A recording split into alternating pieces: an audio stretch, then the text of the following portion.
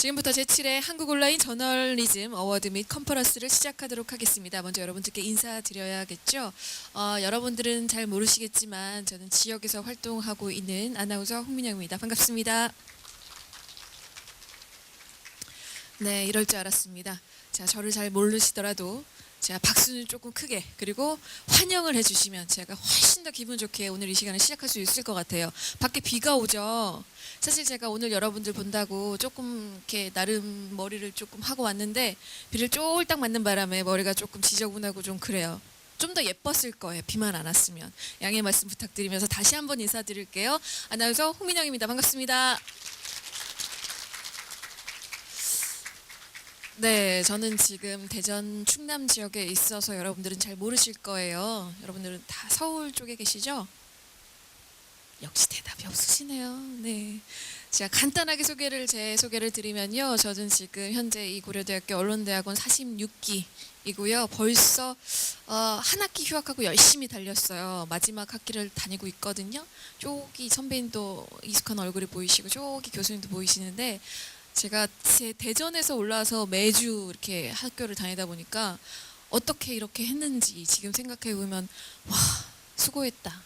학점이 또 그렇게 나쁘진 않거든요. 그래서 아유, 고생했다 이런 생각을 하고 마지막 학교 소득에 온 이번 학기가 굉장히 의미가 있었는데 또 이런 기회를 교수님께서 주셔가지고 뭔가 학교에게 뭔가 하나 큰 의미를 이렇게 쭉 긋고 가는 것 같아서 되게 뿌듯해요. 사실 여러분들은 표정이 지금 굉장히 뭐 그러든지 말든지 모르겠다라는 표정인데요. 어쨌든 이 시간 여러분들과 함께 하게 돼서 영광이고요. 오늘 끝까지 함께 하시면 선물도 함께 하시니까 끝까지 마지막까지 함께 해주시기 바랍니다. 오늘 순서가 어떤지 알고 계시죠? 감사해요. 대답해 주셔서. 제가 소심해서 대답 안 해주시면 삐질 수도 있어요. 자, 오늘 온라인 저널리즘 어워드는 벌써 7회째죠. 2012년에 시작해서 벌써 7회째를 맞았는데요. 국내 이 척박한 온라인 저널리즘 생태계를 아주 풍성하게 하려는 취지로 온라인 편집 기자협회가 만들었습니다. 그런데 올해부터 고려대 언론대학원 정보문화연구소와 공동으로 주관을 합니다. 이 어워드는 지난 6년간 100여 명의 수상자를 배출했는데요. 이들은 주요 언론 매체 온라인 디지털 부서에서 아주 핵심적인 역할을 수행하고 있습니다.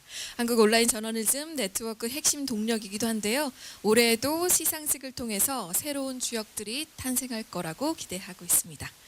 자, 올해 행사는 특별히 시상식 전에 컨퍼런스 시간을 마련을 했는데요. 많은 분들이 관심을 가질 만한 주제를 저희가 골라서 그 일을 담당하는 실제 책임자들을 초대해서 그 이야기를 좀 들어보는 시간을 갖도록 하겠습니다.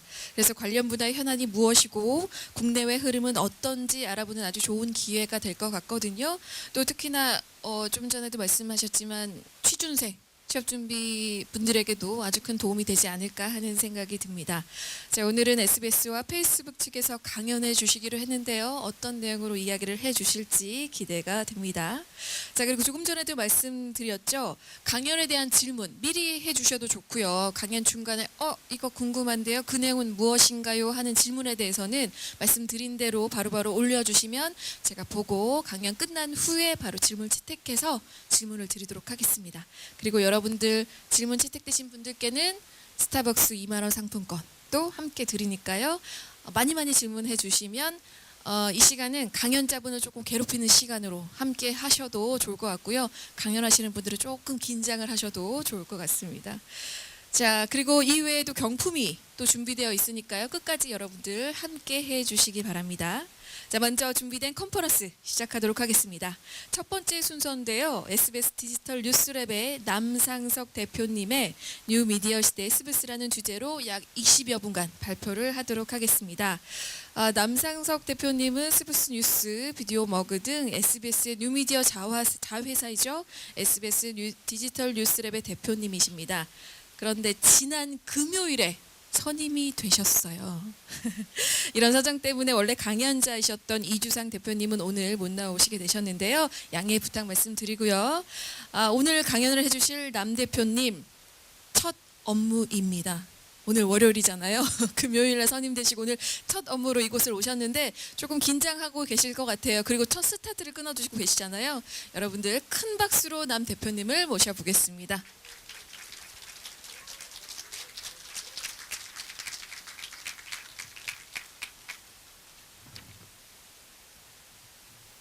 네, 방금 소개받은 남상석 SBS 디지털 뉴스랩 대표입니다.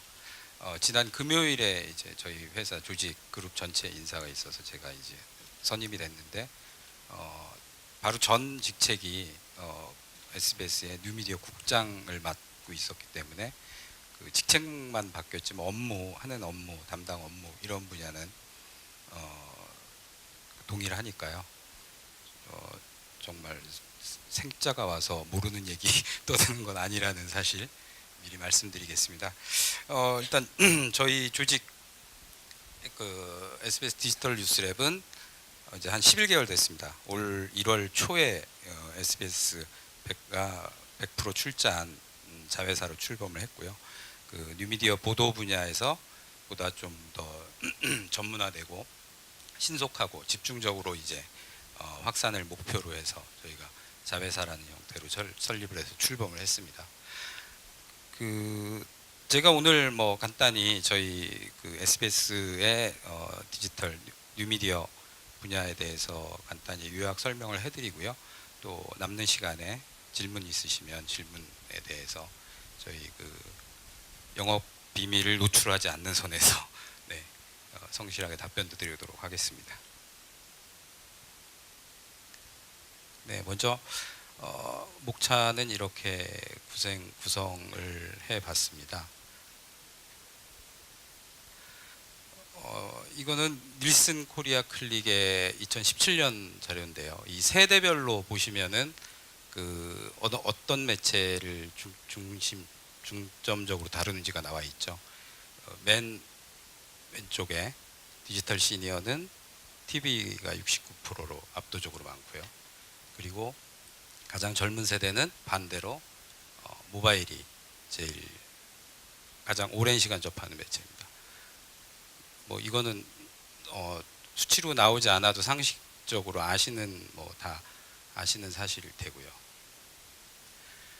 그리고 이제 플랫폼별로 보면은 국내에는 지금 여러 국내 토종 플랫폼도 있고 글로벌 플랫폼도 있습니다.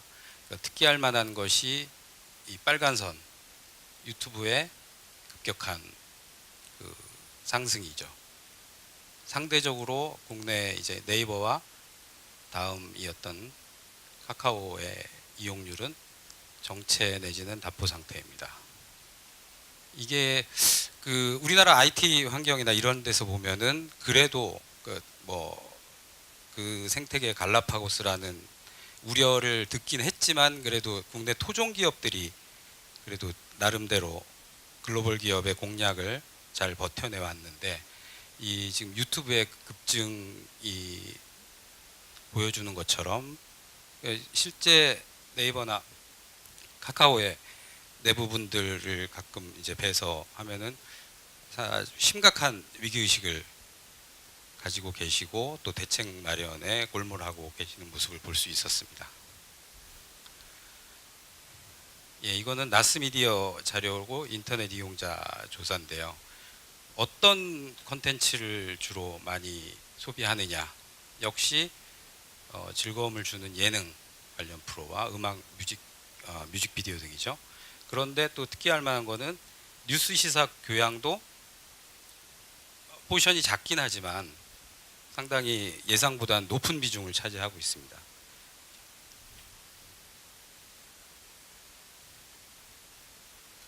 예, 동영상 시청 플랫폼 역시 유튜브가 압도적으로 많고요. 네이버 TV가 그 다음을 차지하고 있습니다. 지상파와 이제 일부 국내 방송사들이 SMR이라는 연합 법인을 구성해서 그 동영상 콘텐츠를 유통할 때 앞에 뭐 네이버 TV 들어가서 방송 클립 보실 때 아시겠지만 앞에 광고가 붙죠. 15초짜리.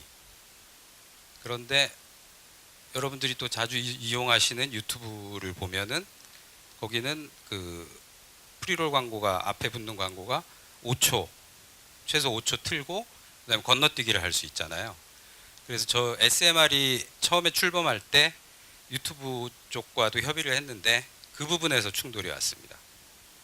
그러니까 유튜브의 정책과 SMR의 정책이 충돌이 왔고 거기서 이제 접점이나 타협점을 찾지 못해서 갔는데 이게 이제 업체와 업체 사이의 그런 그 정책의 차이로 했는데 사용자 입장에서 보면 네이버 TV에 보면은 이제 불만 댓글이나 이런 걸 보면 15초 광고 보는데 너무 지루하고 짜증난다.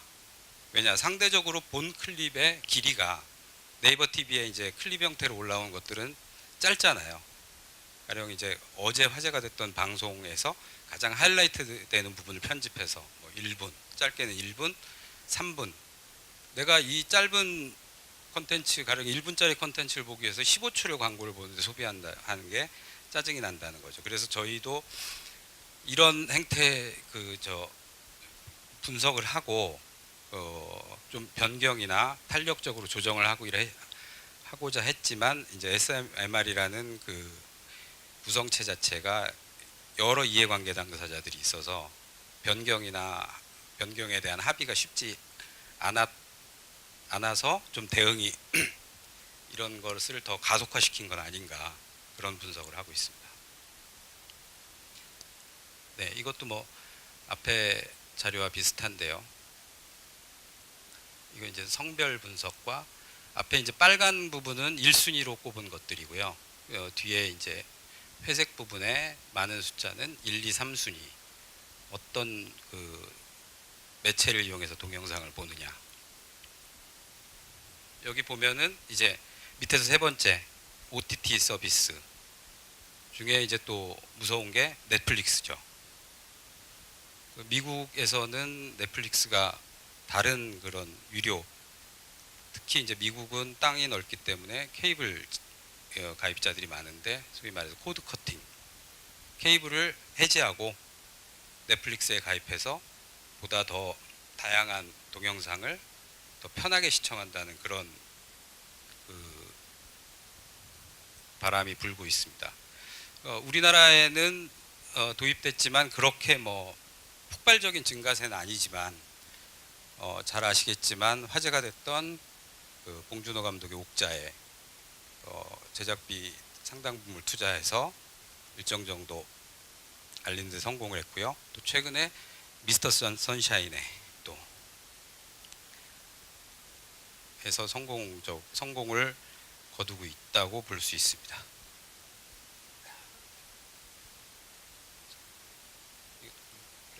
동영상 잠깐 보고 가시죠.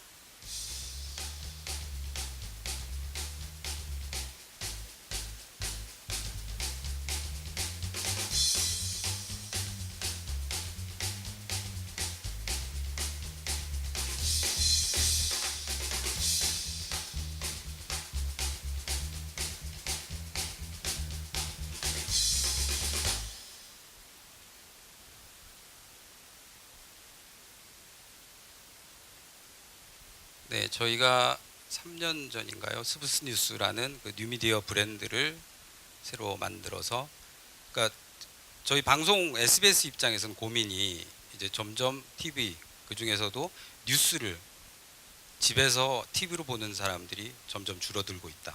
신문도 마찬가지잖아요. 모든 뉴스가 이제 실시간으로 모바일로 실시간으로 확산되기 때문에 뉴스에서 뉴미디어 쪽으로 확산을 해서 떠나는 고객들, 외면하는 고객들을 붙잡자. 그리고 특히 이제 젊은 층에 소구하는 것이 필요하다. 그래서 스브스뉴스라는 브랜드와 비디오머그라는 브랜드를 출범을 시켰습니다. 그래서 스브스 뉴스라는 이름을 정할 때 정말 아주 심각했습니다. 윗분들은 장난하는 거냐? 기껏 아이디어를 내렸더니 이런 걸 갖고 왔느냐? 아시겠지만 스브스라는 게 이제 그 약간 중립적인 그 좀 별칭이잖아요. SBS에 대해서 뭐 KBS에 대해서 뭐 고봉순이라고 그러고 MBC에 대해서 마봉춘 그런 것처럼 약간의 근데 그 정식 명칭이 아니라 좀 비하한다거나 이런 부정적인 의미도 있기 때문에 그런데 이제 젊은 층들은 그런 문화가 확산되고 있기 때문에 저항감이 없고 친숙하게 다가갈 수 있을 것이다 라는 전략을 결정을 어렵게 했고요. 또 거기에 걸맞는 컨텐츠들이 생산되고 유통 확산되면서 좀 안착됐다고 평가가 되고 있습니다. 그 뉴스에는 위아래가 없다는 게 이제 올 7월인가 이제 그 스브스 내 팀원들의 투표를 통해서 정한 슬로건이거든요. 그 전에는 처음에 이제 출범할 때 이 슬로건은 SBS가 내놓은 자신 있게 내놓은 자식이었습니다. 그거는 이제 출범의 그 의미를 맞출 때 의미가 있고 내용적인 면에서 아이덴티티가 없다 그래서 이제 저걸 했는데 이 슬로건도 또 위에 올라가서 혼났죠. 지금 뭐 스브스 팀원들이 우리 간부들하고 한번 해보자는 겁니까? 위아래가 없다뇨. 조직에서는 분명히 위아래가 있고 위계질서가 있고 한데 이제 그런 틀이 뭐냐면 아까 예고 스팟에서 잠깐 보셨지만 좌우 뭐 연령대로 위아래 그런 전복적 사고를 통해서 스브스 뉴스의 정체성을 잡아나가겠다는 그런 전략입니다. 컨텐츠 전략은 저희가 일단 기본적으로 멀티 플랫폼 전략을 택하고 있습니다. 컨텐츠라는 제품, 상품을 일단은 잘 만들어야 되겠죠. 정교하고 재미있고 의미도 같이 전달할 수 있게 하지만 이걸 어떻게 팔 것이냐. 그러니까 일반 제품과 상품을 보면 가령 화장품을 예를 들면 그 화장품 제조사가 플래그십 스토어를 만들어서 직접 하기도 하고 백화점에서 살 수도 있고 소비자들은 다양하게 살 수 있잖아요. 그런데 지금 현재 상황이 그렇지만 뭐 화장품에서도 마찬가지지만 백화점 매출 비중이 가장 높을 겁니다. 그렇다고 직영 매장을 포기할 수는 없는 거죠. 그거는 매출이나 뭐 순이익만으로 단순 계산되진 않지만 우리의 그 컬러와 개성을 확실히 드러낼 수 있는 직영 매장 그게 이제 자체 뭐 홈페이지와 자체 플랫폼이 되겠죠. 그런 고민으로 일단 멀티 플랫폼 전략을 택하고 있고요. 다 각각의 이제 이런 인터넷이나 모바일에서는 정말 변화가 순식간에 일어나고 그 추세도 확 뒤집어지기도 하고 정말 예측하기가 어려운 상황이잖아요. 그렇기 때문에 그때그때 이용자 데이터나 자료를 분석해서 전략을 택하고 있습니다. 그래서 저희가 올 한 해 이제 올 초에 전략을 수립한 게 유튜브 퍼스트 전략이었습니다. 유튜브의 확산 속도가 심상치 않고 제일 여기 죄송합니다. 페이스북 관계자가 누군가 와 계신데 솔직히 말씀드려서 작년에는 페이스북에 더 중점을 뒀습니다. 페이스북이 제시하는 언론사와 협업하는 모델이라든지 이런 부분들이 괜찮은 부분에서 협업을 하고 해서 해왔는데 이제 올해는 좀 더 그동안 약간 우선순위의 아래로 뒀던 유튜브에 좀 더 집중을 해보자 그런 전략을 택했고요. 지금 이거는 페이스북 페이지일 겁니다. 그래서 이 플랫폼의 뭐 가장 큰 지표는 좋아요 수와 구독자 수겠죠. 이 자료는 뭐 저희가 이제 매일 뭐 매주 단위로 실시간으로 집계해서 분석을 하고 있고요. 이 오른쪽에 나오는 게 저희 뉴스의 모바일 앱입니다. 모바일 앱을 기반으로 해서 이제 다양한 플랫폼에 유통을 시키고 있습니다. 그런데 이제 플랫폼마다 그 각 팀에서 플랫폼마다 플랫폼 전략 운용 담당하는 분을 지정해서 보다 전문적으로 그러니까 그렇게 하는 이유는 콘텐츠 생산하는 사람은 생산에 보다 더 집중을 하고 유통과 확산에는 또 거기에만 집중할 수 있는 그런 역할 분담을 통해서 효율을 높이고자 하는 그런 전략입니다. 그래서 아까 말씀드린 그 페이스북 팔로워 추이를 보면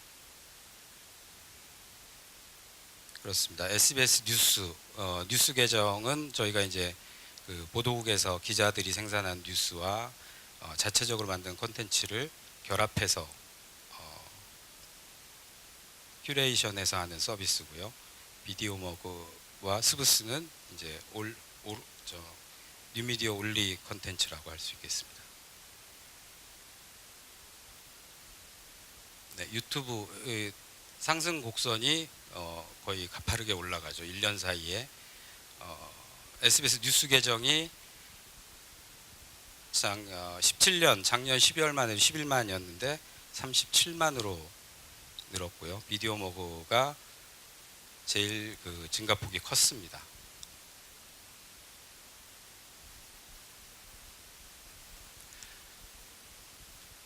그래서 지금 이제 저희 현업 실무에서 고민은 플랫폼에 대한 문제에 대한 고민과 수익 모델의 두 가지 고민입니다. 앞에 말씀드렸지만 자체 플랫폼을 어떻게 가져가고 외부 플랫폼을 어떻게 활용할 것이냐, 이 두 개의 가치가 항상 긴장 상태에서 충돌을 하고 있고 내부에서도 입장 차이가 있고 가장 논쟁이 많이 되는 부분입니다. 독자 플랫폼을 개발하고 투자하고 해서 했을 때 이게 그만큼의 효과를 볼 수 있는 것이냐 하는 의문이 있는 거죠. 가령 페이스북이나 유튜브 같은 외부 플랫폼에 올리면은 손쉽게 더 많은 확산 효과를 가지고 올 수 있는데, 그러면 외부의 변수가 언제든지 변하잖아요. 그 플랫폼이 더 번성해서 정말 다 시장을 독식할 수도 있지만 그 반대의 경우도 발생하기 때문에 의존성에 대해서 어느 정도의 자율성, 독자적인 기반을 확보하고 있어야 된다는 게 이제 저희들의 잠정적인 결론이고요. 그 밑에 이제 수익 모델은 더 어려운 문제죠. 그러니까 뭐 정부나 기관이 아닌 이상 그렇게 좋은 컨텐츠를 만들고 널리 확산을 시키는데 어떻게, 이거는 이제 지속 가능성과 연관이 있는 질문이죠. 기존 언론사 외에 이제 외부의 그 독자적인 미디어나 브랜드들이 나오잖아요. 그리고 되게 이 기존 언론 체계에서 들여다보지 못했던 부분을 조명하거나 참신한 제작 기법으로 해서 주목을 받고 저희들도 이제 그걸 모니터링 하는데 지속성에서 많은 어려움을 겪으시더라고요. 투자를 받아서 어떻게 가는데 일단 거기에 참여했던 인력들이 뭐 다른 데로 떠나기도 하고 수익성이 지속적으로 담보되지 않기 때문에 추가 투자가 어려워지고, 그런 부분에서 참 어려움을 많이 겪는 것을 보고요. 저희도 SBS라는 언론사를 모태로 하고 있지만 저희도 자체적으로 또 자체 수익도 중요시하게 생각을 하고 있습니다. 그래서 뭐 뉴욕 타임스 같은 유료화 구독 모델, 이건 저희도 이제 내부 검토를 해봤는데 우리나라에서는 이 컨텐츠를 돈 주고 소비한다는 거에 대한 부분이 아직은 좀 조심스럽게 접근해야 될 부분이 아니냐 하는 부분이고요. 그 다음에 이제 전재료, 광고, 브랜디드 컨텐츠, 이런 부분에 대해서 저희가 조금씩 시도하고 또 좋은 성과를 얻고 있습니다. 네, 이상 발표를 마치고요. 질문이 있으시면 시간이. 네, 제가 지금 확인을 해봤는데요. 뒷번호가 7393번님이에요. 이거는 앞에 계셨구나. 자, 스브스 뉴스의 경우 기자가 아니라 에디터 위주라고 들었는데요. 그럴 경우 전문성이나 정확한 정보의 전달에 문제가 생기지 않나요? 라고 질문을 드렸어요. 아무래도 우리 언론계열에 계신 분들은 늘 이제 전문성에 대한 이야기, 정확성에 대한 이야기를 늘 하실 거예요. 네, 대표님. 네, 일단 구축은 저희가 완벽하게 디지털 뉴스랩이 운용상으로 분리된 게 아니고요. 기자들과 협업을 하는 구조입니다. 그러니까 기존의 기자들이 데스크 내지는 팀장으로 해서, 왜냐하면 디지털 뉴스랩이 신생 회사고 이제 나중에는 디지털 뉴스랩의 직원들이 이제 성장해서 데스크와 책임 있는 자리를 맡지만 아직까지는 이제 인큐베이팅 단계이기 때문에 기자들이 가서 그런 그 노하우와 가이드라인 또 이제 퀄리티 유지에 를 도움을 주고 있는 지금 상황이죠. 답변이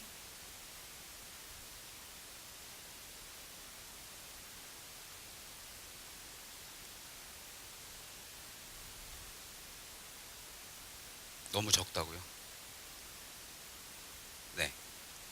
그 저희 팀이 뭐 여러 팀이 있는데요. 그 숫자는 이제 그 팀의 특성에 따라서 뭐 많다 적다의 기준이 뭔지 모르겠는데 뭐제 관리자 입장에서는 어느 부서나 항상 사람 없다고 사람이 부족하다고 다 우는 소리를 하기 때문에 뭐 많을수록 좋긴 하겠지만 그 제한된 인원으로 효율적인 배치를 하려고 하고 있죠. 네, 답변 되셨나요? 네. 그리고 여기 중간에 쭉 보니까요. 요거는 조금 너무 먼 얘기일 수도 있는데 약간 막연한 질문일 수도 있지만 SBS 스브스 뉴스의 미래는 무엇인가요? 보도국 기자 및 내부 구성원의 평가와 비전은 무엇이고 또 어느 정도 공유하고 있는지요? 질문이 많습니다. 매출 규모와 구성을 밝혀줄 수 있나요? 내년 계획과 목표도 궁금하고요. 끝으로 인력 구성에서 기존 뉴스 조직과 다른 점이 있다면 무엇일까요? 질문이 엄청 많죠. 이건 마치 사장 공모의 네, 면접관 질문 같이 네, 같이 느껴지는데요. 2046번님. 네.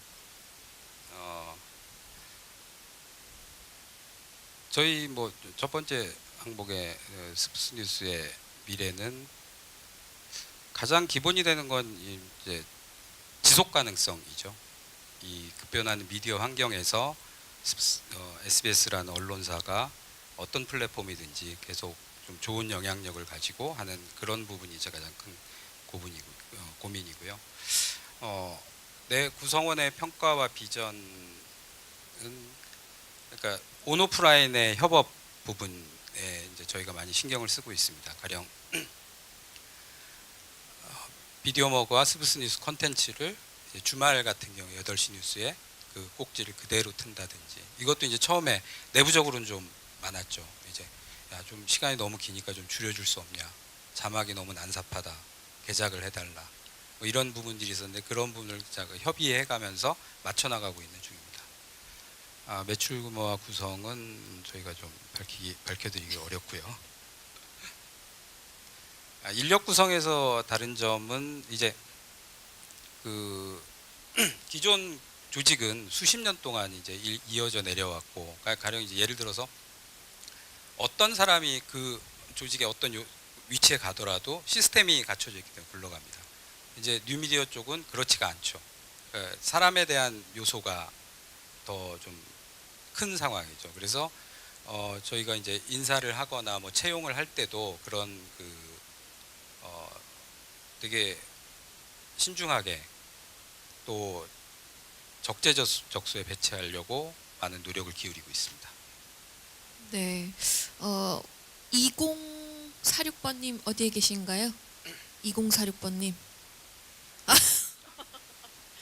이거 안 되겠는데요. 이게 선물을 드리려고 했는데 네, 안에 계신 마지막으로 다른 분들을 첫 번째 질문을 하신 저 이야기를 좀 들어보는 건 어떨까요? 스브스와 비슷한 컨셉의 매체가 많이 생기고 있어요. 스브스만의 강점은 무엇일까요? 차별 포인트는요? 8583번님. 비슷한 컨셉의 매체라는 게 제가 이제 조금 전에 언급했던 이제 외부의 여러 가지, 예를 들면 뭐 피키캐스트나 딩고나 뭐 닷페이스나 이런 뭐 들어보시고 접해보신 분들도 있을 텐데 그런 브랜드들과 뭐 경쟁을 하고 또 서로 벤치마킹을 하고 있죠. 그래서 아까 말씀드린 부분에서 그런 외부 독자적인 브랜드의 지속 가능성이, 그러니까 뭐 업계에 있는 사람 입장으로서 아니라 이제 이 온라인 생태계에서는 정말 많은 그 신생 매체도 생기고 기존 미디어도 잘 적응을 해서 풍성한 게 좋잖아요. 그런 차원에서 좀 다들 잘 됐으면 좋겠고요. 스브스만의 강점은 제가 뭐라고 딱 정리를 해서 말씀드릴 수가 없고요. 페이스북이나 유튜브에 스브스 좋아요와 구독을 눌러주시고 많이 봐주시면 좋겠습니다. 네. 너무나 빠르게 변하고 있잖아요. 내일 아침에 또 무엇이 튀어나올지 모르는 그런 현실인데요. 그럼에도 불구하고 열심히 애써주시는 우리 남 대표님, 그리고 앞으로도 스브스를 위해서 여러분들을 위한 멋진 모습으로 대표님의 첫 자리 오늘 해주셨는데요. 다시 한번 첫 자리 잘 대표님께서 해주셔서 감사하다는 박수 드리겠습니다. 고맙습니다. 자, 그리고 우리 질문해 주신 두 분께서는요. 선물 드려야 되는데 어디에 계시죠? 8584님과 8584님은 어디 계세요? 어머, 저 관계자분은 그래도 질문 주셨으니까 일단은 제가 선물을 드리도록 할게요. 이따가 쉬는 시간에 제가 나눠드릴게요. 자, 이번에는요 두 번째 시간인데요. 조금 전에도 말씀하신 우리 페이스북 코리아의 고문님이 준비되어 있습니다. 허우 고문님인데요. 페이스북의 가짜뉴스 분투기에 대해 약 20분 정도 역시 발표해 주시겠습니다. 해외뿐만 아니라 국내에서도 이 가짜뉴스를 규제를 둘러싼 논란이 있죠. 저희 수업에서도 작년에도 가짜뉴스에 대해서 좀 이슈가 됐다가 또 올해도 또 이번에 가짜뉴스에 대해서 굉장히 많은 이야기들을 하고 있거든요. 이 가짜뉴스의 역량 그리고 폐해 동시에 굉장히 커지고 있는 상황인데요.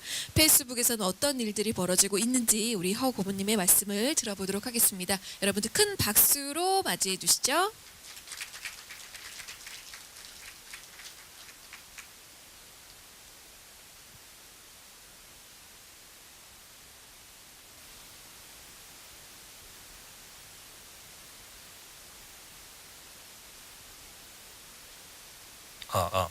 안녕하세요. 페이스북 코리아에서 대외 정책 담당하고 있는 허욱입니다. 아직 화면이 준비가 좀 덜 된 것 같은데요.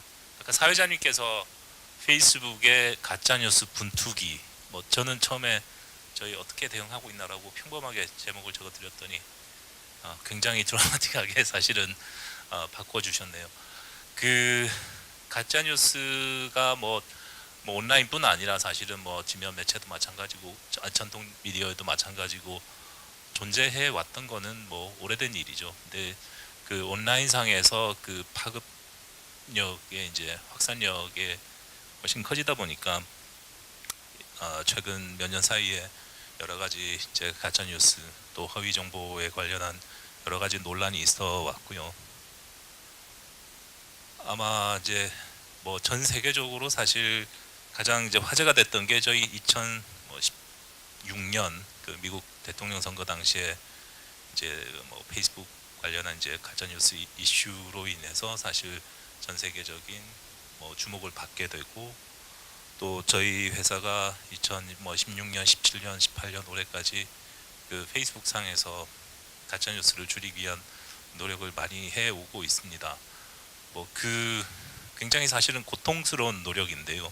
저희 여기 온라인 저널리즘 담당하시는 분들이시기 때문에 잘 아시는 분도 계시겠지만 저희 알고리즘이 바뀌고 또 회사의 정책이 바뀌면서 사실은 어떤 뉴스의 확산성이 이제 기존에 경험하셨던 것보다 훨씬 더 부족하다라는 느낌도 받으셨을 건데 이제 그 부분도 저희한테도 굉장히 고통스러운 일이지만 어쨌든 앞으로 장기적으로 볼 때 저희 회사가 지속 가능하고 또 페이스북의 커뮤니티가 더 건전하게 유지해 나갈 수 있는 방법이라고 생각하고 있기 때문에 계속 노력해 나가고 있습니다. 그런 저희가 분투를 했기 때문인지 사실은 아까 남 대표님께서도 말씀하셨지만 저희 그 페이스북 사용률, 사용 시간 조금 정체 또는 조금 감소하고 있는 게 사실이긴 합니다. 덕분에 올해 같은 경우에 이제 가짜 뉴스 관련한 논란은 특히 우리나라에서는 저희보다는 좀 다른 쪽에서 더 오히려 이슈가 많은 것 같아서 저희 노력이 먹힌 건지 아니면 저희가 좀 영향력이 약해진 건지 걱정 반 기대 반 그렇긴 합니다. 제가 오늘 준비한 프레젠테이션이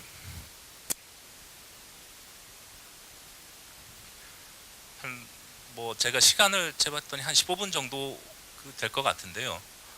제가 그래서 혹시 시간이 너무 많이 남을지도 몰라서 플랜 B를 준비했습니다. 그래서 제가 간단히 설명을 좀 드리고요. 또 저희가 최근에 페이스북의 가짜 뉴스 대응에 대해서 잘 소개한 영상을 저희 페이스북이 아니라 유튜브에 올려놓은 게 있는데요. 그 동영상이 한 10여 분 정도 됩니다. 근데 사실은 제가 말씀드리는 내용들을 뭐 좀 요약하기도 하고 또 가장 최근에 만든 내용이라 또 보시면 또 흥미로우실 수도 있을 것 같아서 상황이 되면 조금 보여드리도록 하겠습니다. 저희가 원래 뭐 제가 이제 아주 자주는 아니지만 저는 이제 정부나 뭐 대외 쪽 그 뭐죠 정치권 쪽 관련해서 이렇게 일을 주로 하는 사람이라 뭐 외부 강연을 많이 나가지는 않습니다만 저희 그 슬라이드들이 굉장히 팬시합니다. 동영상 막 멋있는 거 들어가고 막 드론들 날아다니고 막 AR, VR 나오고 하거든요. 근데 오늘 사실 저희 슬라이드는 솔직히 그렇게 이게 막 재밌지는 않습니다. 그래서 제가 조금 끝에라도 동영상 봐주셨으면 좋겠고요. 아 그래요. 그러면 저기 지금 슬라이드가 조금 그 컴퓨터 문제로 조금 준비가 시간이 필요하기 때문에 영상을 잠깐 먼저 보시겠습니다. Facebook and other social media sites are being criticized for not doing enough to stop bogus stories that seem to dominate the election cycle. I mean, the big thing that happened was in the wake of the U.S. presidential election in 2016 is we just were under a massive amount of scrutiny. That's a result of us making mistakes along the way, both in what we built and how we explain what we did, or maybe not explaining enough.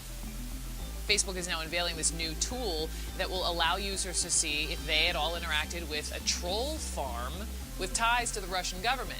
That's a really difficult and painful thing, but I think the scrutiny fundamentally was a healthy thing. You've created these platforms, and now they are being misused. And you have to be the ones to do something about it, or we will.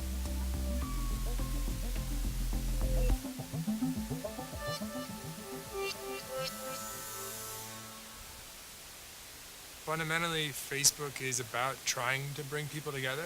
We're trying to figure out what stories people are going to find interesting. You look at, do you like a story? Do you comment on a story? Do you share a story? Nearly everything you see in your newsfeed, you're seeing because somebody who you're connected with or a page that you've decided to follow decided to share that. For a time, we felt our responsibility was mostly around just trying to help organize that information that you, in some sense, had asked to see.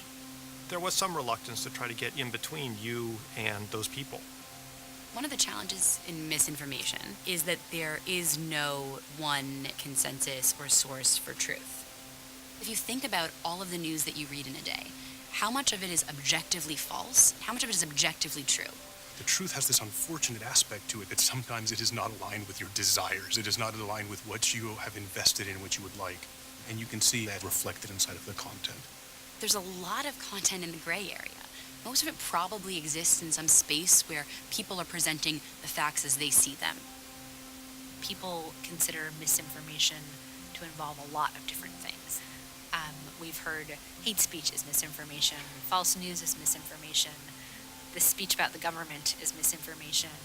So one of the things we're doing internally is defining what we're really looking at and what we can measure reliably, and then figuring out how do we communicate that in a way that puts it in the right context. We in journalism have a myth of objectivity. It doesn't exist. There's also an expectation of a myth of objectivity or neutrality in the platforms. It doesn't exist. Because Facebook is being manipulated, Facebook has an obligation to recognize that and compensate for that. I think an extreme that would be bad would be if a group of Facebook employees reviewed everything that people tried to post and determined if the content of that post was true or false, and based on that determination, decided whether or not it could be on the platform. What I think would also be bad is if we took absolutely no responsibility whatsoever and allowed hate speech and violence to be broadly distributed. That wouldn't be taking nearly enough responsibility. The right answer is definitely somewhere in the middle, but that's a big middle. We want to make sure that we don't inadvertently introduce bias. It's extra important in all of our work to kind of know your own biases, but also sort of take a step back and make sure you're listening to the other side. This is a chart that I often draw for people about the world of false news. Imagine on the x-axis that you have the amount of truth in a piece of content. And on the y-axis, you have the intent to mislead. You can take this chart and you can split it into 4 quadrants, right? And the bottom left, you have the set of things that are low truth, but nobody was intending to mislead anything. That's just called being wrong on the internet, and it happens. And bottom right, it's the set of things that have high truth, but again, nobody was trying to mislead anyone. That's just called being right on the internet, and I'm sure it'll happen someday. But then we move up to the places where there's intent to mislead, right? And these 2 quadrants are the interesting ones. The top right, this is things that are high truth, high intent to mislead. So this is stuff like propaganda. This is stuff like cherry picking of statistics. Now, mind you, we have to be really careful here, right? Because of our commitment to free speech, everything we do here has to be incredibly, incredibly careful. But then we move to this quadrant. This is like the really dangerous quadrant, right? Low amount of truth, high intent to mislead. These are things that were explicitly designed and architected to be viral. These are the hoaxes of the world. These are things like Pizzagate. This is just false news. We have to get this right if we're going to regain people's trust. Once we were able to define the tactic or the problem area, we're able to make more progress on it. And there's a lot of different types of misinformation. There's bad actors, there's bad behavior, and there's bad content. Bad actors are things like fake accounts or foreign agents. Bad behavior is using tactics like spamming to try to spread a message. And bad content includes things like false news, hate speech, or clickbait. We don't see just one of these things in isolation. They tend to kind of come in different combinations, but each of them requires a different strategy. And each of them also has different teams. And so one of the things we have to figure out is how do we work across this complex space to ensure that the teams who are fighting fake accounts, the teams who are fighting spam, and the teams that are fighting misinformation are coordinating and understand how best to leverage each other's technology and each other's understandings. We have a series of steps that we can take, which we call remove, reduce, and inform. So the worst violations, the things that violate our community standards, those are simply removed. We also remove millions of fake accounts and bots that spread bad content.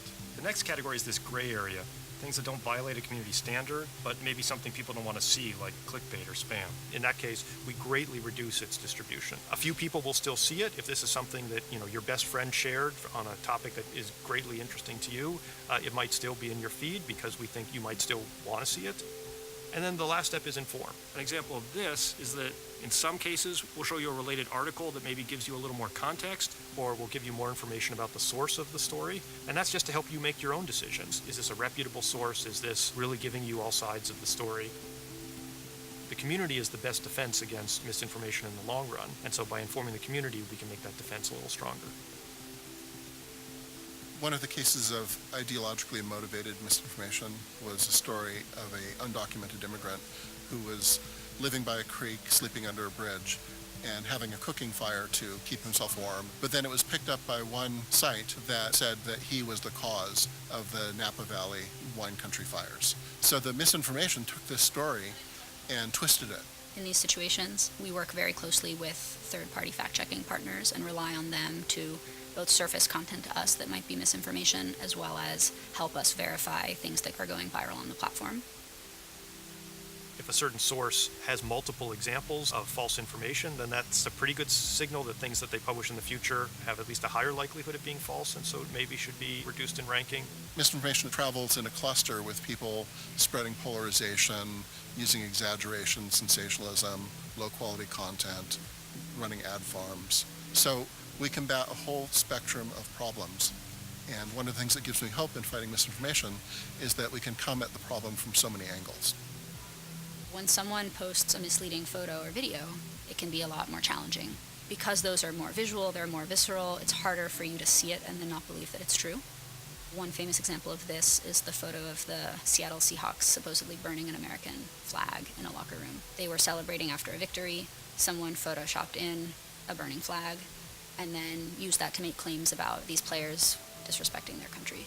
We work with third-party experts who are trained in visual verification, and they're able to use a variety of tools, such as reverse image search tools that let them scrape the metadata from a public photo, and then use information in that metadata, like where the image was taken, and cross-reference that against the context in which the image is being used. And it's not just happening here, it's happening in hundreds of countries for billions of people around the world. Our teams are global teams, people that we're trying to hire thoughtfully, who bring different perspectives and different life experiences, and who do want to be accountable to the world.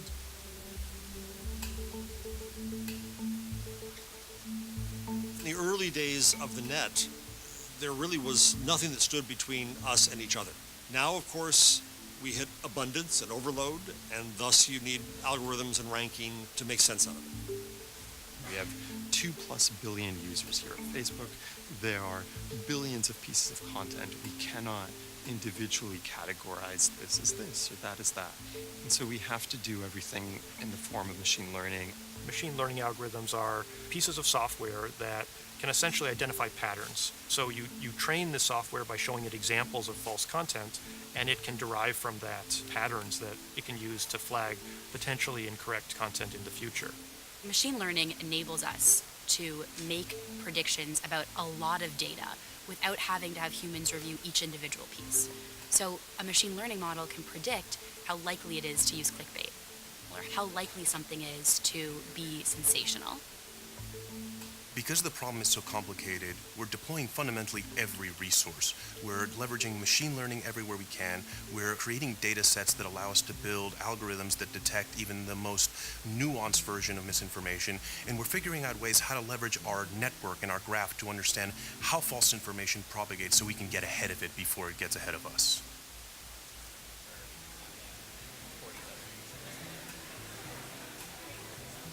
Responsibility.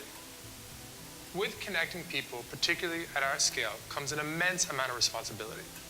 Every week we talk to all of you, all of the new hires, about all the work that we're doing to try and improve the integrity of the information that flows through a newsfeed, because it's important that you have that context. And we're going to have to work together if we're going to be able to effectively address the issues that we face. We definitely think a lot about our responsibility. At the end of the day, we depend on our community of users, so ideally what's good for them is also good for us, and there's sort of a natural alignment of interests. We try to make a more interesting newsfeed because we think that's good for people, we think that's good for communities, and that will also be good for us and our business in the long run. Misinformation is going to remain a topic, but it's going to be an arms race. It's going to move from one frontier of the battle to a different frontier. But in the time that I've been here, we doubled in size in my team, and we're doubling again. So there's a great commitment to improving the integrity of our systems. I think that we're making progress now, and that progress is going to accrue, and it's going to get better and better and better, and we're going to get interest on that progress. But we're taking great steps every single day towards solving this incredibly complex problem. We have to get this right, not just for our platform, but for the community of people that we serve around the world.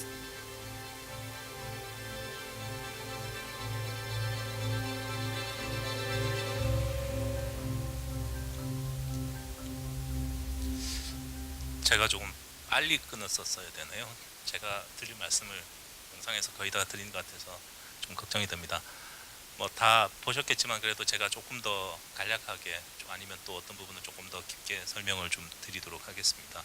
먼저 이제 슬라이드를 준비하는 동안에 저희 페이스북의 월간 뭐 액티브 저희는 이제 액티브 사용자라고 하는데 월간 1회 이상 그 페이스북을 실제로 접속하는 사용자의 숫자가 지금 전 세계적으로 한 23억 명 정도 됩니다.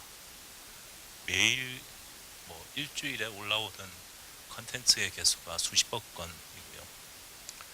저희 페이스북이 가입할 때 뭐 저희가 가입할 때 이렇게 확인을 하지는 않습니다만 실명 사용을 원칙으로 합니다. 한 사람이 한 계정만 자기 이름을 써서 가입을 하는 것을 저희가 약속을 드리고 있고 또 그 약속을 못 지키는 경우가 저희가 의심이 된다 그러면 저희가 끊임없이 그 계정이 맞는지 아닌지 확인을 합니다. 그래서 저희가 여기 아까 비디오에서 잠깐 나왔습니다만 사실 많은 경우에 이런 허위 정보, 미스인포메이션을 조장하고 또 이렇게 퍼뜨리는 계정들은 사실은 그 가짜 계정들이 많습니다.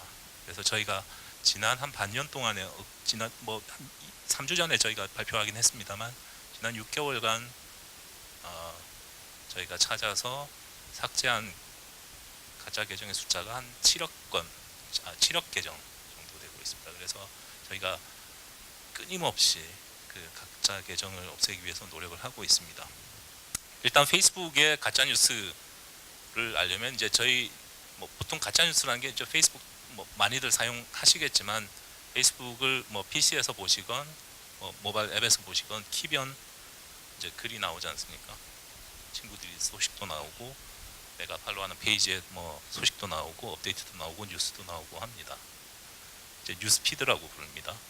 그래서 뉴스피드가 어떻게 보여지고 또 그걸 저희는 어떻게 각 개별 사용자들한테 이렇게 최적화해서 보여주는지를 이해하는지가 일단 먼저 중요할 것 같습니다. 그래서 그걸 저희는 뉴스피드 랭킹이라고 하는데요. 23억 명의 사용자는 23억 개의 각각 다른 뉴스피드를 보게 됩니다. 어느 누구도 똑같은 뉴스피드를 볼 수 없습니다. 저희 시스템상. 예를 들어서 뭐 저희가 네이버를 키면 사용 시간마다 좀 다르지만 대체로 네이버의 메인 화면, 앱상의 메인 화면은 거의 비슷하지 않습니까? 대부분 우리나라 사용자들이 거의 동일하다고 봐야 되는데 페이스북의 뉴스피드는 랭킹 시스템이라는 게 있어서 각 개인마다 다르게 보여지게 됩니다. 보통 이제 어떤 글들이 올라오냐면 뭐 친구나 매체들이 올리는 포스팅하는 글이죠. 그리고 이거 랭킹은 또 누가 언제 썼는지에 따라 보여지는 순서가 좀 다릅니다. 그래서 예를 들어서 내가 늘 팔로우를 하고 있다고 해서 그 친구 글이 먼저 보이는 건 아니고요. 예를 들어서 제가 페이스북 친구가 뭐 저희가 한 최대 5,000명이니까 친구가 한 4,000명 있고 내가 팔로우하는 페이지가 한 300개 있다. 그러면 제 뉴스피드는 그럼 그 사람들이 올린 모든 글이 이렇게 동시다발적으로 보이고 뭐 순서대로 보이느냐 그런 건 아니고요. 내가 그 교류를 많이 하고 있는 내가 관심이 있는 그 친구가 언제 올렸냐에 따라서 사실은 글들이 달라지게 됩니다. 그래서 저희 뉴스피드를 하나 들어가 보시면 알겠지만 컨텐츠에 누가 올렸는지 또 뭐 언제 올라갔는지 그리고 이 글을 본 사람들의 반응은 어떤지 뭐 좋아요가 있는지 뭐 코멘트가 얼마나 있는지 또 얼마나 이렇게 공유가 되었는지 다 알 수 있습니다. 요 정보들을 여기서 이렇게 나오는 정보들을 바탕으로 저희가 이 사람의 글을 내가 좋아할지 안 할지를 알고리즘이 굉장히 복잡하게 분석을 합니다. 그래서 보여지는 게 여러분 컴퓨터나 스마트폰에서 볼 수 있는 뉴스피드의 글입니다.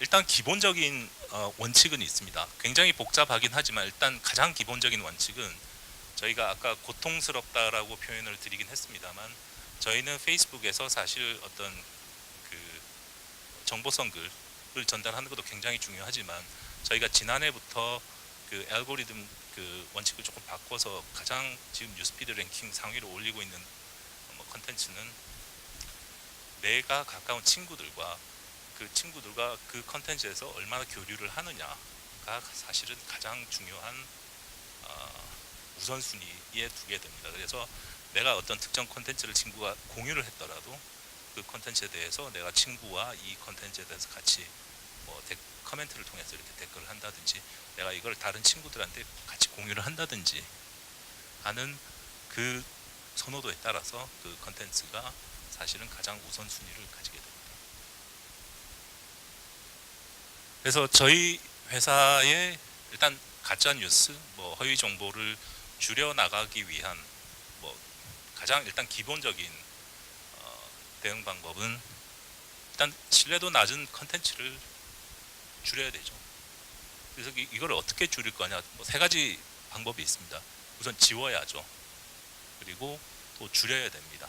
그리고 사용자들한테 이 컨텐츠가 어떤 컨텍스트를 가지고 있는지 좀 알려줘야 될 필요가 있고요. 가장 지우는 거는 그러니까 뭐 글로벌 그 소셜 미디어 회사에서 가장 사실은 중요하게 생각하고 있는 가치 중에 하나가 누구든 자유롭게 내 표현, 사상의 자유를 표현할 수 있는 사실은 플랫폼을 만들어가는 건데 저희가 이제 지울 수 있는 글은 굉장히 제한적이긴 합니다. 그래서 우선은 아까 처음에 말씀드렸다시피 저희하고 약속이죠. 이 계정을 내가 하나의 계정을 내 이름을 써서 만들겠다라고 한 약속을 지키지 않는 계정들은 발견되는 듯이 일단 거의 삭제가 된다라고 보시면 됩니다. 그리고 설사 또 실명 계정을 만들어서 또 그걸 기반으로 한 어떤 페이지를 만들었다 하더라도 스팸을 보내는 계정들은 저희 또 하고 약속, 그러니까 뭐 약관에도 있고 또 여러 가지 있죠. 그래서 저희 약속을 지키지 않은 거기 때문에 삭제를 하게 되고요. 그리고 가짜 뉴스나 허위 정보를 나르는 가장 큰, 이제 뭐 저희가 연구한 바에 의하면 가장 큰 이유는 사실은 어떤 그 경제적 이득을 얻기 위한 목적이 굉장히 크다고 합니다. 뭐 또 어떤 조금 다른 부분도 있긴 하겠습니다만 거의 대부분의 이유는 어떤 이 내가 가짜 뉴스를 퍼뜨려서 사람들을 많이 모아서 그걸 바탕으로 어떤 경제적 이득을 얻는 걸 목적으로 하고 있기 때문에 어떤 이런 그 경제적 이득을 얻지 못하도록 그 계정이나 컨텐츠를 삭제하고 있습니다.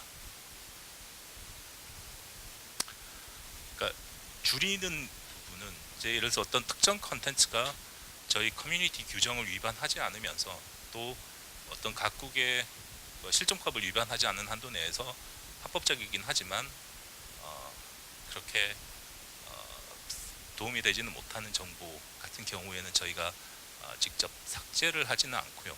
그 뉴스들이 뉴스 컨텐츠, 뭐 뉴스라고 표현하자면 저희 뉴스피드에 있는 컨텐츠들이 가급적 다른 사람들한테 보여지지 않도록 그 랭킹을 계속 다운그레이딩을 시킵니다. 그래서 뭐 어떤 시간이 굉장히 많으셔가지고 하루 종일 그러니까 페이스북을 보시다가 어느 순간 제일 끝에 있는 컨텐츠를 보시게 되면 모르겠지만 보통 이렇게 사용자들께서 이렇게 보통 보는 시간에 어떤 그 뉴스피드에는 잘 안 보이도록 이렇게 제한을 하고 있습니다. 그리고 인폼 사용자들이 이 게시물이 과연 어떤 아까 비디오에서 잠깐 나왔습니다만 이 게시글을 올린 사람은 어떤 사람일까? 이 컨텐츠 제작자는 과연 좀 신뢰할 만한 어떤 역사를 가지고 있는 제작자인가 하는 거를 이제 컨텐츠 옆에 I라고 표시한 부분에 표시를 합니다. 아직 우리나라는 아주 최근에 사실 조금씩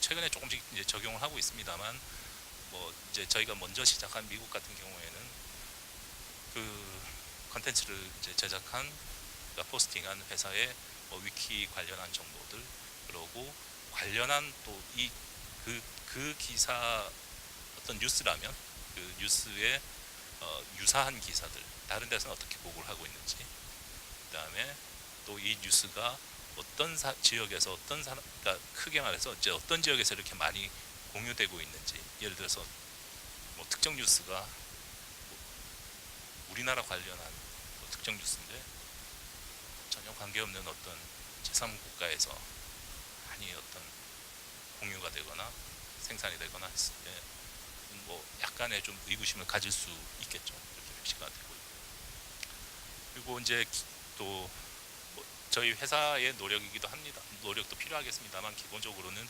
사용자가 뉴스를 어떻게 받아들이고 어떻게 해석해 나갈 수 있는지 역량을 기르는 것도 저희는 굉장히 중요한 부분이라고 생각하기 때문에 뉴스 리터러시 관련한 캠페인 뭐 저희가 어떤 교육 자료도 많이 만들고 또 홍보도 많이 하고 또 실제 파트너들과 같이 교육도 하고 해서 뉴스 리터러시 캠페인을 진행하고 있습니다. 올해 들어서 사실은 저희가 조금 더 적극적인 이 방안들을 준비를 하고 있는데요. 우선은 이제 팩트 체킹을 조금 더 확장하고 있습니다. 아까 비디오에서 나왔고 저희 회사에 뭐 바뀌지 않는 철학이긴 합니다만 뉴스의 어떤 진위 가짜다 아니다를 저희 플랫폼이 결정하는 것은 편리해 보일지는 모르지만 결국 이 건전한 어떤 그 여론 형성이라든지 그 언론의 자유를 침해하는 부분이라고 생각하고 있기 때문에 저희가 직접 판단하지는 않고 제3자, third-party 팩트체커들이 한 내용들을 저희가 같이 활용해서 이용하고 있습니다. 그리고 팩트체킹이 꼭 그 어떤 뉴스 기사뿐 아니더라도 아까 영상에도 보셨습니다만 사진이나 동영상 같은 데서도 여러 가지 조작을 통해 가지고 아니면 특정 사진을 미스리딩을 하는 거죠. 그 상황에 관련한 사진이 아니지만 이 사진을 넣고 또 다른 얘기를 붙여가지고 사람들을 이렇게 잘못 이끄는 이제 잘못된 정보를 제공하는 경우도 있기 때문에 사진 동영상에 대한 팩트 체킹도 실시하고 있습니다. 그리고 아주 긴급한 그 위험을 유발하는 어떤 컨텐츠들이 있습니다. 예를 들어서 뭐 저희도 큰 교훈을 얻은 경우긴 합니다만 그 미얀마 로힝야족 같은 이제 사건에서는 어떤 조금 더 회사 차원의 뭐 응급이죠. 사실은 굉장히 긴급하게 그 어떤 잘못된 정보들이 확산되는 것을 막아야 되는 이제 그러니까 필요가 있기 때문에 저희가 머신러닝이라든지 AI를 이용해서 그 확산을 차단하고 있습니다.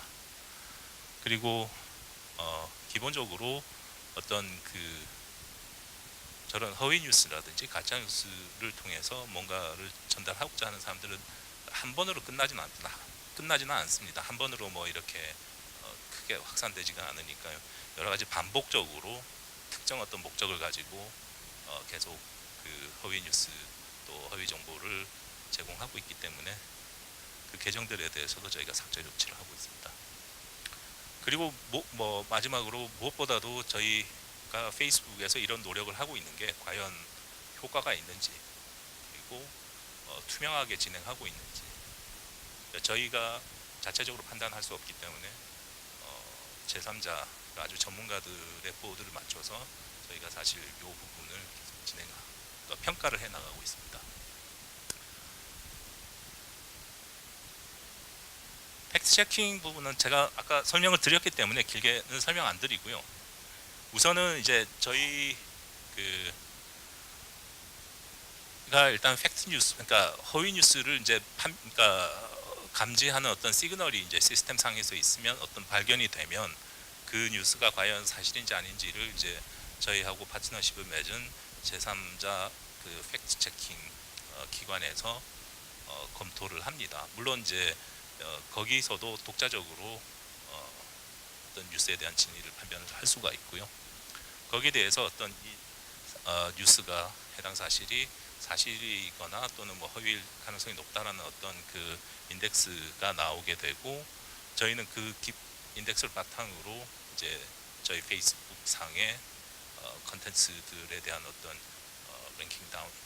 랭킹을 조정하게 됩니다. 현재 작년 같은 경우에는 이제 미국 저희 본사가 있는 미국에서 제일 먼저 시작했었고요.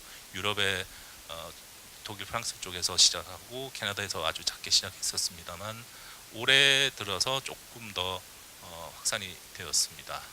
저희가 지금 현재 전 세계 모든 국가에서 제3자 팩트 체킹 기관들하고 이렇게 협업을 아직 맺지는 못했고요. 이제 컴퓨터가 나왔는데요. 지금 2018년 지금 말 기준으로는 17개 국가 정도 되는 걸로 알고 있습니다. 뭐 멕시코라든지 남미, 브라질, 그다음에 인도네시아, 또 일부 국가들 파키스탄까지 최근에 마지막까지 포함해서 진행을 하고 있고요. 팩트 체커 파트너십은 사실은 이제 뭐 많은 이제 정부나 또 정치권이나 또 미디어나 다른 여러 분야에서도 저희한테 문의를 많이 하시는데요. 한국에서는 안 합니다. 저희도 앞으로 계속 확대해 나가는 대상으로 당연히 고려를 하고 있고요. 다만 저희가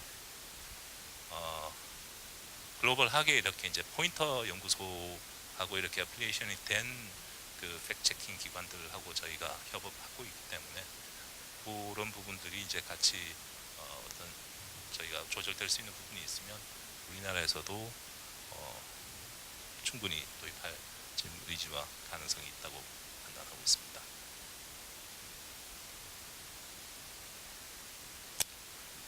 네, 그 뒷부분에 아까 있는 부분은 제가 사실 비디오나 아까 초반에 5가지 할 때 설명을 다 드리긴 했습니다만 하나만 뭐 마지막으로 제가 조금 더 설명을 드리자면 그 저희가 올해 중반이죠. 한 8월 그때부터 그 이제 그러니까 뉴스피드 관련한 어떤 그 보드라고 합니다. 독립적인 이제 심의 기관이죠. 그래서 저희의 그 가짜뉴스 관련 정책들, 그 다음에 또 새로 도입하려고 하는 기술들, 지금까지 했던 부분, 또 팩트 체킹에 대한 어떤 그 다시 리뷰하는 보드들을 전 세계에서 한 수십 명의 전문가들을 다 모셔서 이제 런칭을 했고요. 앞으로 저희 독립 보드들에서 저희 페이스북 가짜뉴스 정책에 대해서 조언도 주시고 또 비판도 하시고 또 정책에 도움이 될 만한 도움뿐 아니라 실제 어떤 중요한 사항에 대해서 검증도 하고 하시는 역할을 할 것으로 기대하고 있습니다. 시스템이 좀 여의치 않아서 일단 그래도 제가 다 드릴 말씀 드렸고요. 혹시 질문 있으시면. 네, 지금 질문 올린 걸 제가 쭉 봤는데요. 질문이 조금 비슷하게 연결되는 것 같아요. 우리나라의 그 팩트 체킹 수준은 어떻게 되고 있고 그 진척 상황은 어떻고 지금 그 확인이 굉장히 궁금하신 것 같아요. 그래서 근데 그거하고 조금 다른 이야기가 저도 좀 가짜뉴스에 관심이 많아서 보니까요. 최근 페이스북의 경우 가짜뉴스뿐만 아니라 높은 좋아요 수 확보 후 게시글 내용 바꿔치기도 문제가 되고 있는데 이 부분에 대해서는 어떻게 생각하십니까? 라고 질문을 주셨거든요. 네. 일단 두 가지 질문이 조금 이제 나눠서 제가 답변을 드리자면, 일단 팩트 체킹은 제가 설명드린 것처럼 제3자, 그러니까 저희가 독립적으로, 그러니까 독자적으로 가짜 뉴스를 판별하지 않고 있고 앞으로도 그럴 가능성은 거의 없다라고 볼 수 있습니다. 대신 이제 일단 저희가 우리나라 같은 경우에는 아직 저희하고 파트너십을 맺은 팩트 체킹 기관은 아직은 없고요. 저희가 계속 협력 파트너를 찾고 있는 과정입니다. 대신 이제 꼭 팩트 체킹이 아니더라도 이제 저희 플랫폼 상에서 컨텐츠 중에 이제 뭐 법원에서 어떤 판결을 받았다든지 뭐 선거법 위반 게시물이라든지 방심위에서 결정한 어떤 유해 정보라든지 하는 부분은 뭐 정부 기관하고 적극적으로 아주 협조해서 사실은 우리나라 사용자들에게 보이지 않도록 추진을 하고 있고요.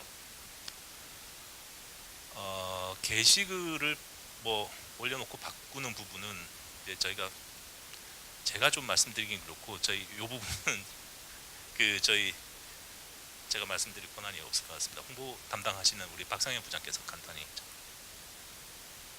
네, 안녕하세요. 페이스북 코리아에서 홍보를 맡고 있는 박상현입니다. 일단은 오늘 프레젠테이션 여러 가지 원활하지 못했던 건 다 저의 컴퓨터가 말을 듣지 않았기 때문에, 원래 고모님 말씀 훨씬 더 잘하시거든요. 그래서 저를 탓해 주시면 감사하겠습니다.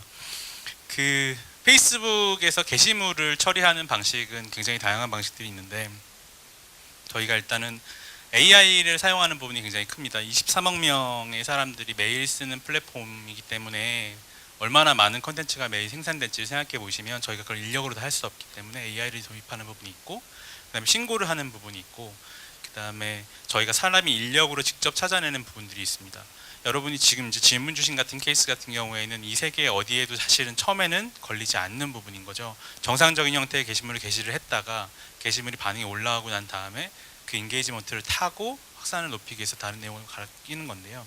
결론적으로 말씀드리면 시간이 조금 더 걸릴 뿐 다 내려가게 되어 있습니다. 여러분이 보통 신고를 하시거나 아니면 저희가 인력으로 리뷰하는 과정에서 처리가 되기 때문에 그런 부분들은, 페이스북은 사실 여러분이 생각하시는 것처럼, 예를 들면 한국은 모든 것이 굉장히 빠른 나라입니다. 제가 미국에 출장 가는 날 이사를 하게 돼서 이사하는 날 아침에 인터넷을 신청했는데 비행기 내리니까 인터넷이 집에 깔려 있는 거예요. 그래서 그 전화 통화를 공항에서 하고 있으니까 옆에 같이 갔던 다른 나라 친구가 무슨 통화했어? 라고 물어봐서 아침에 내가 인터넷 신청하고 왔는데 내렸더니 깔렸어. 우와, 그러면서 여기는 신청하는 전화 받는데 3일 걸린다는 거예요. 그리고 실리콘밸리인데도요. 그리고 설치되기까지 보통 일주일에서 열흘 정도 걸리는데 한국 정말 빠르다고. 그래서 사실은 한국 분들이 가지고 있는 어떤 컨텐츠 관리에 대한 스탠다드가 국내 기업들이 지금까지 너무너무 잘 해와서 굉장히 높습니다. 그래서 그런 속도를 동일하게 저희 회사에도 기대하시는 경우가 많은데요. 아까 말씀드린 것처럼 그 일단 언어적인 장애가 하나 있고 그다음에 너무 큰 커뮤니티를 관리하다 보니까 기대하시는 것만큼 저희가 원활하게 하지 못하는 부분이 있습니다. 이런 부분에 대해서 저희도 굉장히 아프게 생각하고 있고 앞으로 그래서 아까 여기 영상이 잠깐 나왔습니다만 영상이 제작되던 시점이 작년 말인데요. 그때 2배로 늘린다고 했고 거기서 다시 2배로 더 늘릴 거라고 했는데 그 작업이 지금 완료됐습니다. 3만 명 정도를 추가로 고용해서 콘텐츠 관리에 지금 쏟고 있습니다. 그래서 지금 아직도 여전히 부족한 부분들이 있지만 향후에서 조금 더 나아질 수 있도록 노력할 테니 좀 더 믿음을 갖고 기다려주시면 감사하겠습니다. 네, 감사합니다.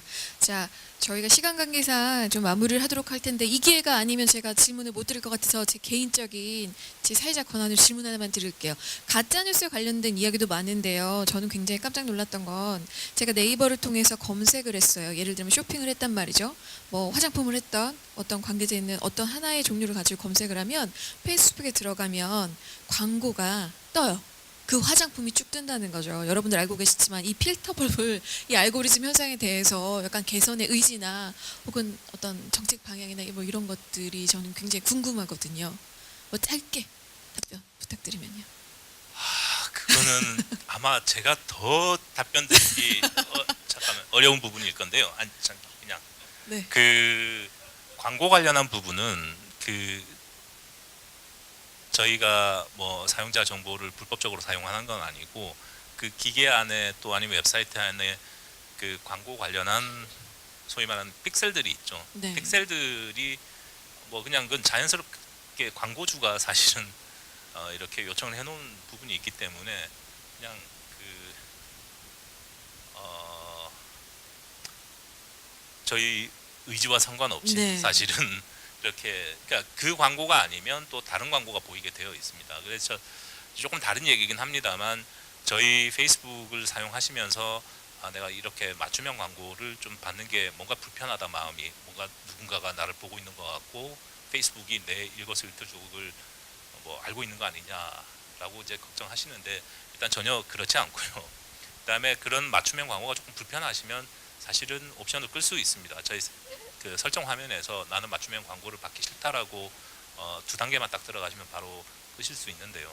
저는 맞춤형 광고를 받아보시는 걸 더 권장합니다. 사실은 맞춤형 광고를 끄시게 되면 광고가 안 보이는 건 아니거든요.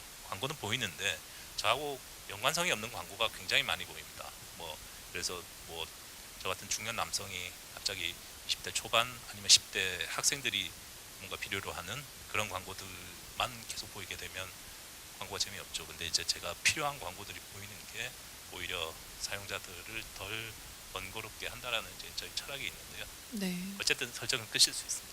네, 설정을 끌 수 있다는 거 지금 이 시간 통해서 제가 알았네요. 제 질문까지 답변해 주셔서 감사합니다.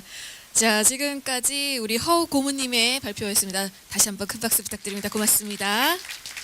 자, 저희가 예상된 시간을 원래 5시에 마치고 5시 30분까지 저희가 쉬는 시간을 좀 잠깐 가지려고 하는데 시간이 좀 부족한 관계로 5시 40분까지 어떠세요? 바로 가나요? 그러면 딱 10분만 화장실 다녀오실 분 다녀오시고 이어서 발표하도록 하겠습니다.